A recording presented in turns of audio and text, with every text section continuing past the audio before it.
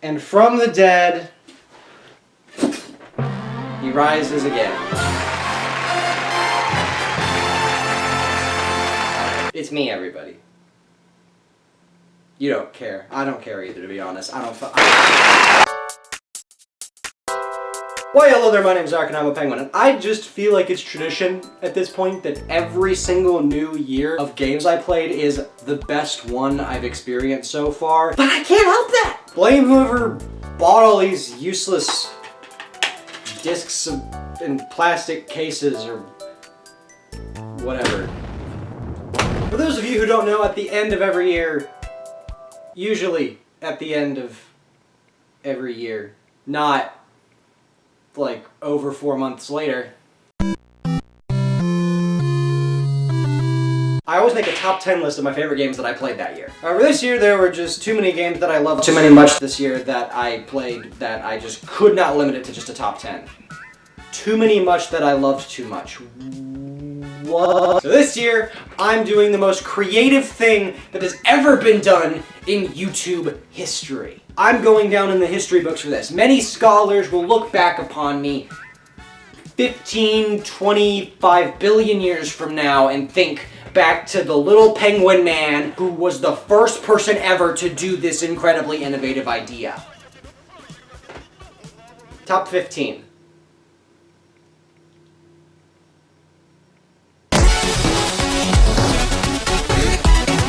But first, let's go over the honorable mentions that could not make the list. First up is Doom. After being recommended it by an old friend, this year I finally decided to give Doom 2016 a try. And let me tell you, I was hooked on it for a time. The fast-paced shooting action coupled with that insane arsenal of toys, guns, to slap demons was more than a treat. Another game that just missed out on the list is Dark Souls 3. Is it perfect? No.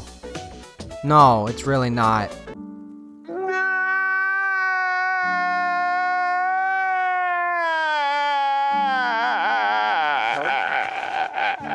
It's just an overall solid experience that I really enjoyed. Speaking of solid, enjoyable experiences, let's talk about Splatoon 2 for a second. For a time, the first Splatoon game on Wii U was that game for me. The game I always booted up whenever I wanted some mindless fun. And I'm happy to report that Splatoon 2 is much better than the first game and is once again one of those games. I was also able to pick up an old childhood favorite game of mine, Super Smash Bros. Melee. I have to admit, after playing Ultimate, Wii U, and Brawl, going back to Melee, like reading, was difficult. Pikachu.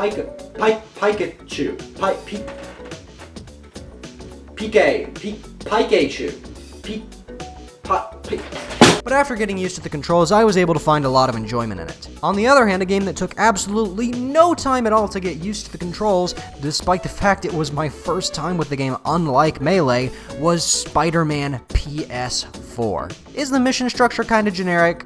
I mean, yeah. Is it extremely similar to a typical Ubisoft game in terms of its high number of collectibles? Yeah. Is there other stuff that's not great? Yeah.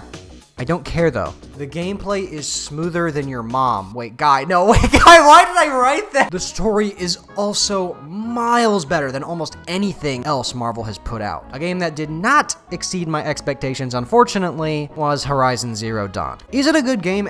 Absolutely. Is it a masterpiece like everybody else says? No. Yet another disappointing game for me was actually Rayman Legends. Once again, is the game great? 100%. In fact, I think this might be one of the greatest 2D platformers ever made. I just didn't get into it as much as I thought I would, nor much as other people. Spyro Reignited Trilogy, Ratchet & Clank 2016, Jet Force Gemini, Fallout 3, even Donkey Kong 94 were also some great games I experienced this year. However, none of them were quite great enough to make it onto my main list. So now that all the inferior games have been weeded out, it's time to actually talk about the games that were good enough to make it onto my list this year. But first, rules, because we are America. This is America. Firstly, no franchise repeats. Secondly, despite how late this list is coming out, every single game I played from December 2021 to November 2022 is qualified to be on this list. And thirdly, not every game that's on this list actually came out in 2022, due to me being what the currently wealthy would call currently broke. I don't have the money to buy new games as soon as they come out. I'm sorry, that's just capitalism for you. Blame America, blame the government, not me. That was a joke. Please don't cancel me. And most obviously, this list is entirely my opinion, and if you have a problem with it, go suck it. Okay, let's go! Alright, we're starting off with one of the Wii U's best games by a wide margin, Bayonetta 2. Obviously, since I got Bayonetta 2 physically, I also got Bayonetta 1. And that game was freaky solid, until it froze on me and almost broke my Wii U, but it still really was a fun game. However, I did feel like there was quite a lot of room for improvement. Enter Bayonetta 2, which did exactly what I hoped it would do, and took that pretty solid Bayonetta 1 gameplay and evolved it into, holy crap, I'm a super hot lady beating the crap out of demons with Alvin the Chipmunk that eats people's toes gameplay. I don't really care for hack and slashes, but Bayonetta 2's hack and slash combat is just complex enough to keep me engaged, but also mindless enough to be a game I can just turn off my brain and watch funny colors move while I press buttons. I also have to admit, the music kinda slaps. However, the most bizarre part of Bayonetta 2 is, of course, the story. I'm not gonna spoil anything, but all you need to know is, I've never tried acid, and I don't plan to, but I imagine the stuff that you see in Bayonetta 2 is probably somewhat similar to what you see when you're on LSD. So let's give a round of applause to the squirrel boy having big booty blasting, demon slapping acid trip that is Bayonetta 2.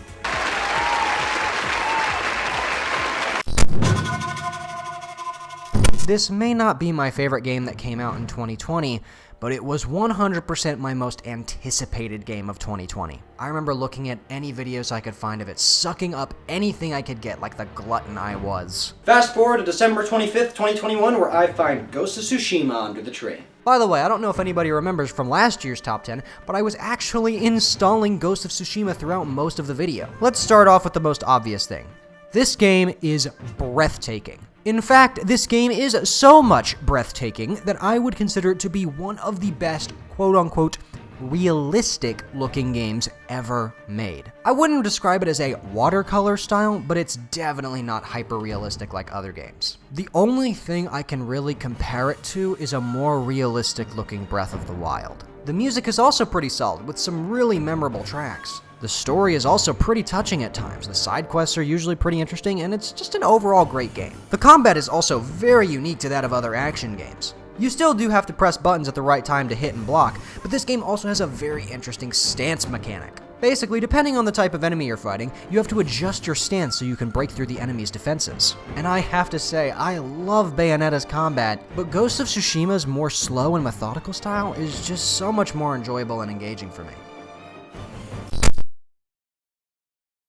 Get this guy off me! My first Star Fox game was actually Adventures, believe it or not, and it was decent. However, Adventures isn't really a real Star Fox game, therefore meaning my first real Star Fox game was Zero.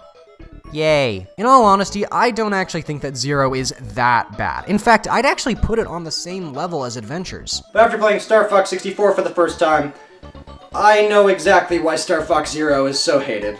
64 is just simply better than Zero in almost every conceivable way. The music is somehow better, the controls are significantly better, S-tier voice acting, the bosses are less annoying, the story is more enjoyable. The only thing that Zero has on 64 is visuals, but even then it's actually not by much. At first, I really didn't like the lack of a save system in between levels, but after beating the game for the third time, I understood why they made that decision. This game isn't meant to be a super in-depth game that you spend hours and hours in every playthrough. At its core, Star Fox 64 is just the best arcade-style game ever made. I really wish I had more to say about it, but I don't. It's just one of the best N64 games ever made. Leave me alone! Hey, Einstein, I'm on your side! Hey, what's the big idea? Over the course of my gaming life, I've come to realize how much unique art styles click with me. Last year, Ori and the Blind Forest was my #1 game I played that year by a long shot. And obviously that game is far and away, in my opinion, the most beautiful game visually ever made. So after that phenomenal experience, I decided to search for other games with unique art styles. I had heard of Okami before, but never really looked at it before. But the second I did, I knew that I needed to play it for myself. Once I finally did get the chance to play it, all I did while playing was just marvel at how stunning it was and still is. Okami is an actual moving watercolor painting with so many layers of depth. It's almost like a controllable art piece, very similar to Ori. Okami's gameplay is relatively basic. In fact, it's almost Zelda-like. Go through various puzzle dungeons, fight enemies, side quests, normal video gamey stuff you do while playing video game side quests in a video game. That was entirely unnecessary. Similar to Ghost of Tsushima, Okami goes for a more traditional Japanese music style soundtrack. However, unlike Tsushima, Okami goes for a much more playful and happy style. There are definitely some intense tracks for sure, but most of it is pretty lighthearted. I will say, I do have the Wii version of the game, and because of that, the combat is an absolute nightmare. If you're planning on giving Okami a try, I highly suggest getting it on anything that isn't the Wii. But despite how annoying the version I own is, it still managed to make it onto my best of 2022 list, which should at least say something about its tremendous quality. Dude, imagine if life was a Wii game. Come on, pick it up. Pick up the thing. Pick up the thing. Don't. Okay. Don't.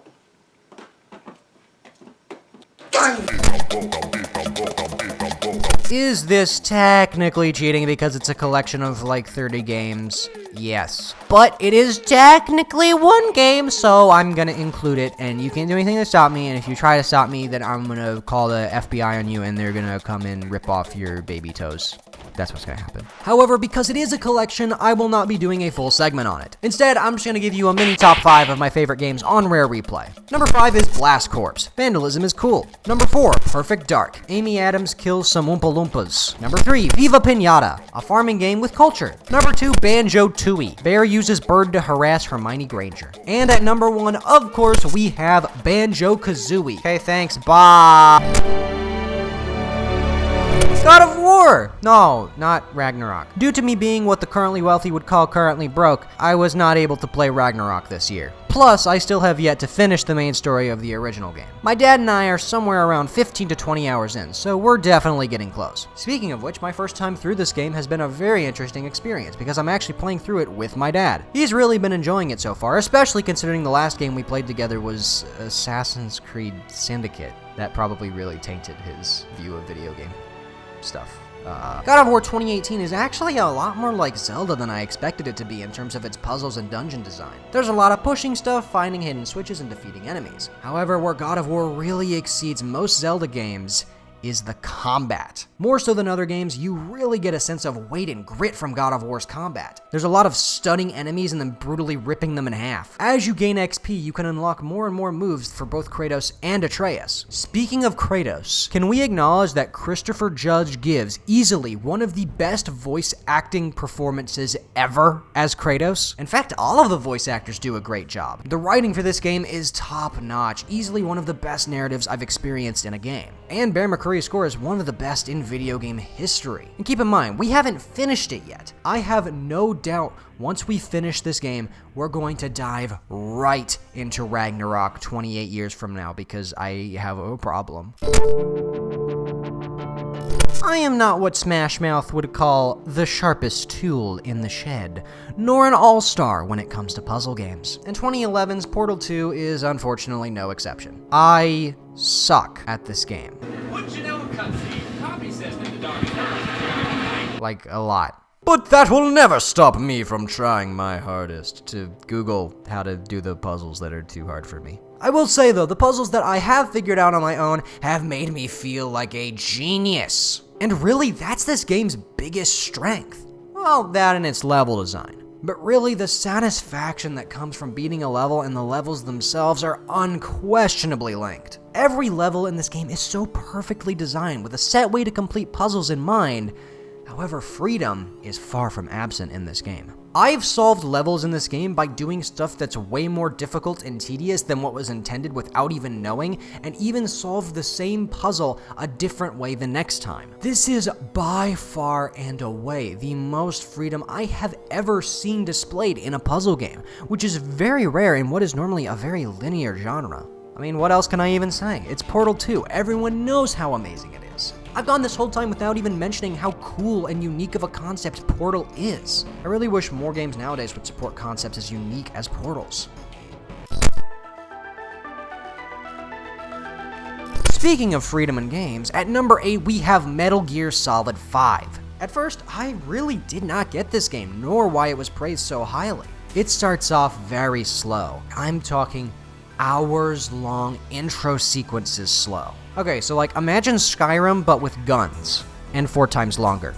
That's Metal Gear Solid 5 for you. But much like Skyrim, once I got into Metal Gear Solid 5, I really got into Metal Gear Solid 5. It is very rare that a game is truly open in every sense of the word. Most other open-ended games are actually not that open. It's almost always a very clear path from point A to point B. In MGS5, you don't just have a point A and a point B. You have a point Z, a point E, a point U, a point LGBTQ. There are so many ways to complete a single mission. Like most other games, there is an obvious way to complete a mission. But the game goes, eh. And at least to me, that is what makes MGS5 one of the best stealth games and open world games ever made. Story kinda sucks. Like, a lot, though. Dark Souls is easily one of the most enchanting, most magical. No, yeah, I actually wanted that to happen because just running back to the boss is just so much fun. Addicting games that I played all year. Thank you. That's what I wanted. That's actually what I wanted to happen. No, Guy, I swear, no, it's just too much fun. It's just too much fun running back to the boss. Thank you. I hate my life. Thank you. Oh, dude, Miyamoto, you're such a nice person. Chicken Little is the best video game. Thank you. Yeah, this game is frustrating to say the least. In Dark Souls, even a common enemy needs to be treated like a big threat. Dark Souls is like if a toxic relationship was a video game. You give so much time, effort, and energy only for it to say, you see, that's really nice, but...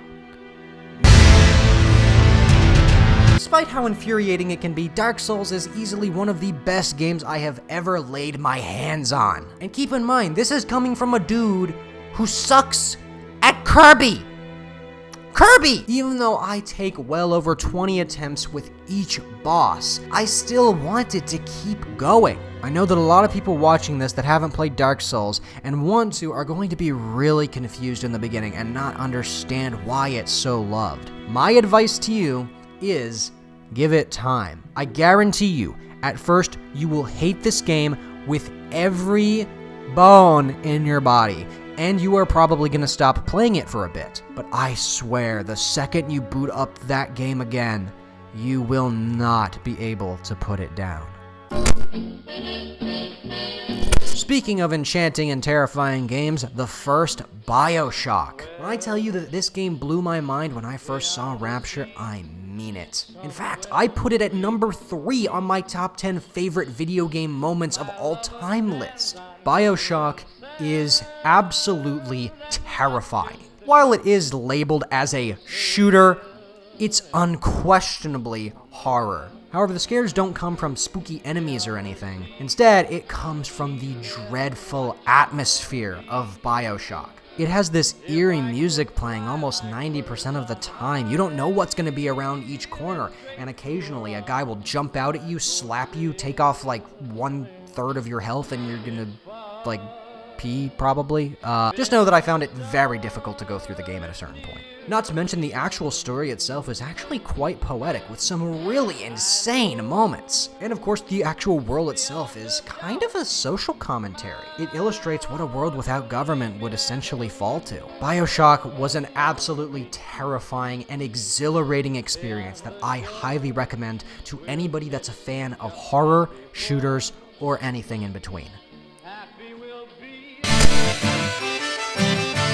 Pokemon has been my favorite media franchise of all time for as long as I can remember. I have spent an unholy amount of time watching, playing, and imagining Pokemon. And this year, I added about 120 more hours to that time, and that is actual math, I kid you not. I need help. 2 new Pokemon games came out this year, Pokemon Legends Arceus and Scarlet and Violet. While many people saw both games as lackluster, I find both games to be equally awesome. Both gave me a pretty big taste of the Pokemon game I have been dreaming of for years, but in different ways. Legends Arceus offered by far the most immersive Pokemon experience yet. Before Legends Arceus, the only game that didn't really have random encounters was Let's Go Pikachu and Eevee. And technically, those were the first Pokemon games that did let you throw Pokeballs manually. However, Let's Go's throwing mechanics were... you know? Plus, you could only throw Pokeballs in battle. In Legends Arceus, you can throw Pokeballs at literally everything, even people! However, Arceus still has some flaws. For example, the absurdly high number of different ride Pokemon. While it's definitely cool to ride all these different Pokemon, it can get very annoying constantly switching out. Something else about Legends Arceus that I don't think is bad, but not great, is the setting. If it had been a modern setting instead, it would have literally become top 5 game for me, probably. Especially if it was set in Kalos Game Freak, please, I'm begging you. I will do anything. I will suck your toes, please, I beg you. I absolutely love the setting, for sure, but it just didn't give me the anime feeling that I wanted it to give me. And that's where the Paldea games shine like Reflection Cave. Is the game broken? Yes! Does the combat suck compared to Legends Arceus, which is unquestionably the best combat in the series? 100%. Does Flamigo exist?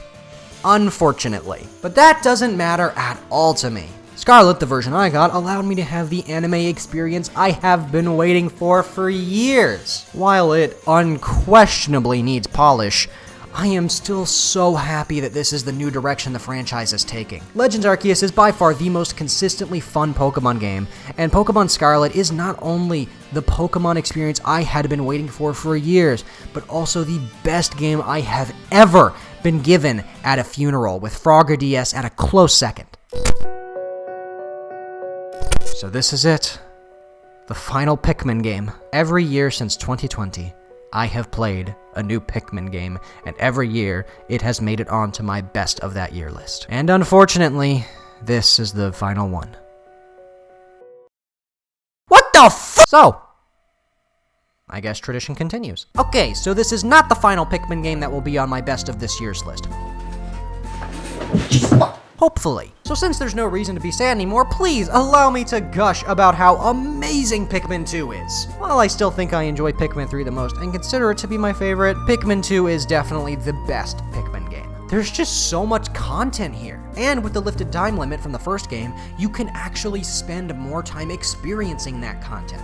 Not only do you have the normal surface world area of the game, but you also have an absurd number of caves to explore. While I don't like the caves nearly as much as the surface, I still do have a lot of fun exploring the caves, especially considering the fact that the caves are slightly randomized every playthrough. And although the Pikmin management wouldn't be truly refined until 3, managing your army is infinitely better than the first game. And while I still do love the first game, lifting the time limit just made Pikmin 2 a more relaxing and less intimidating game. Overall, Pikmin 2 is unquestionably the best way to throw sentient carrots at frogs. Is Bloodborne technically from the same series as Dark Souls? Actually, I would argue it's its own thing, which is why I'm putting both on the same list. I remember my hype for playing Bloodborne being very comparable to that of my hype for playing Majora's Mask. And once again, Bloodborne exceeded my expectations in almost every way. Is it hard? Yeah. But unlike Dark Souls, I kept pressing on without having to wait. I think that's because of Bloodborne's significantly less clunky and more fluid movement in combat. The bosses are also significantly less annoying than any previous Souls-like game. Remember the Bed of Chaos, Capra Demon, every boss in Dark Souls 2, Demon Souls? Like the whole game? Bloodborne has none of that. It is just quality stacked on top of quality and more quality. It's a quality lasagna. However, my favorite thing about Bloodborne is unquestionably its beautiful and terrifying world. Wild Origin is just as magical and terrifying, and the Lands Between is one of the greatest open worlds I've ever experienced. Yharnam just has so much character. It's a Lovecraftian Renaissance type world that I never get tired of living in. Despite keeping the same style throughout the whole game, Yharnam is surprisingly diverse in terms of its areas. I have played Bloodborne for countless hours last year, and I genuinely cannot wait to spend even more time in it this year. Every year since 2020, I have talked about how much I want to play Paper Mario The Thousand Year Door, and after a $120 transaction via the eBay, I am now an owner of this highly sought out game. I also want to give a shout out to the guy I bought the game from. He left a super cool letter in the game case explaining how he fell in love with the game and he hopes that I do too, and he's happy to pass on his memories to someone new. It was just really cool. And, in all honesty, I don't mean to brag, but I deserved a thank you letter after that investment. So do I think Thousand Year Door is actually worth the investment? In short, probably. I mean, if you're an RPG fan, then yeah, absolutely. Thousand Year Door has one of the best combat systems in any RPG easily. It takes the interactive turn-based combat of the first game and expands upon it drastically. My favorite new mechanic is unquestionably the audience. Mario will be fighting some guy and then randomly go down to the audience to beat the crap out of a turtle. I'd honestly start going to more plays if that was considered normal. I do enjoy quite a few RPGs. In fact, most of my favorite games are RPGs. However, I wouldn't consider RPGs my favorite game genre. I still love them, but there are just so many that I could not care less about. To me, RPGs have become so repetitive, telling the same story over and over again. Mario RPGs, on the other hand, are probably some of my favorite RPGs. While I do love an anime style from time to time, and fantasy settings, I've always appreciated more unique and bizarre worlds and styles. And at least in my opinion, there are very few game universes that fit that bill better than Mario. Thousand Year Door is Mario at his best. Nintendo wasn't afraid of story and new characters. They took risks. And while it didn't pay off in terms of sales, it unquestionably paid off in terms of just making a great game.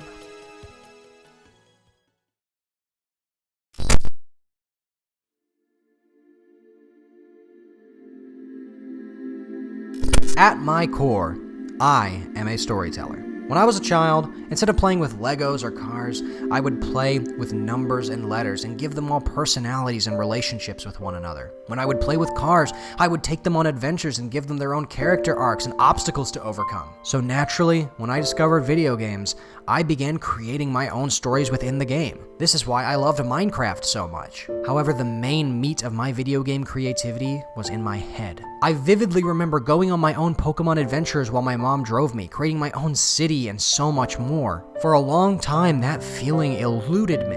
It had been years since I felt such a deep, intense connection to a story that I would imagine my life in that world. Let's back up to Christmas of 2021, where I'm visiting my grandma with my family. My cousin, great friend, and YouTube co-worker for both Spectrum and Busboys, Christian, ended up getting me a game for Christmas that would change not only the way I look at video games, but the way I look at media in general. When I opened that gift, I had no idea what that would lead to. I had no idea that this one moment would lead to one of the most impactful experiences of my life. And on December 26th, 2021, I inserted, for the first time, my brand new Persona 5 Royal Disc into my new PS4, and everything changed.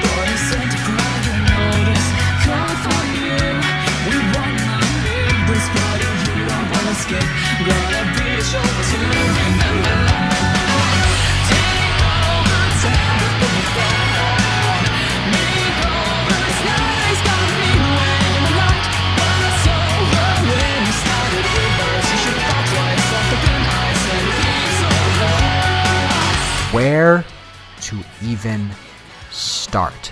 I have been hinting at this being my number one for a while now, so it's probably not very surprising at all that Persona 5 is at the top. And I've talked quite a bit about it and why it means so much to me. But any time I have, it's never been scripted. So for this segment, I'm going to try and organize my thoughts and explain to you how and why Persona 5 became my favorite piece of media of all time. Wake up, get up, get up there. Raise your voice, I guess, like yes. The setting is so simple yet so complex. The base setting, Tokyo, is pretty simple. As much as I adore it and find it to be the best setting in all of stories, it's not super interesting from a creativity standpoint. However, via the palaces, you explore some of the most bizarre and magical areas you will ever experience in a video game. Not only that, but there is no one location that you visit that is thematically or even remotely close to another place you've been before. And the incredible locales are only enhanced by the next important thing I need to discuss, which is the music. Ori and the Blind Forest is still my favorite soundtrack of all time. But if I had to choose just one soundtrack to listen to for the rest of my life, it would unquestionably be Persona 5's. And it becomes even better after you finish the game. There have been songs that I have heard from that soundtrack and not cared for, but once I experienced a moment in which that track plays, my opinion of that song would change entirely because I now had a strong emotional attachment to it. For me, listening to Persona 5's music is almost like going through an old photo book of old memories, but instead of it being some boring picture of you and your friends or family or bungee jumping or some crap, it's breaking into a massive casino, navigating a space station, fighting a giant metal piggy bank, and even visiting heaven, hell, and even the Garden of Eden. The gameplay of Persona 5, while pretty straightforward, is overflowing, nay, gushing with the number one word I would use to describe this game, which is character. Not only are the characters the most consistently, flawlessly written characters I have ever had the pleasure of knowing, but the entire game is a character. Everything you see has personality and a specific energy to it. Every frame of this game has character and atmosphere. And of course, the actual characters. I have never felt such a deep, almost human connection with any characters ever written. They genuinely felt like my friends at times, and I genuinely felt like the protagonist. I got to date, hang out, go to the beach, and spend so much quality time with each and every one of them, learn about their stories, that I cared more about making my time with them last as long as possible than actually playing the game. Persona 5 made me laugh, gasp, cheer, dance, cry, feel like a hero. And for that, Persona 5 is not only my favorite game I played this year, not only my favorite game of all time, not even only my favorite story of all time. Persona 5, unquestionably, is my favorite piece of media ever created. And I have a very strong feeling that it's going to stay that way for a long time.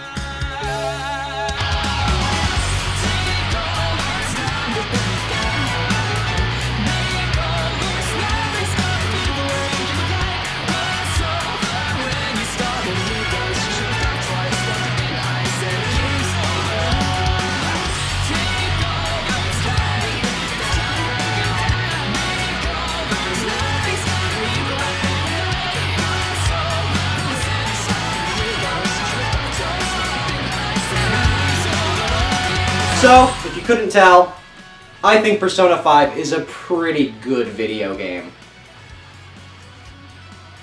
I think.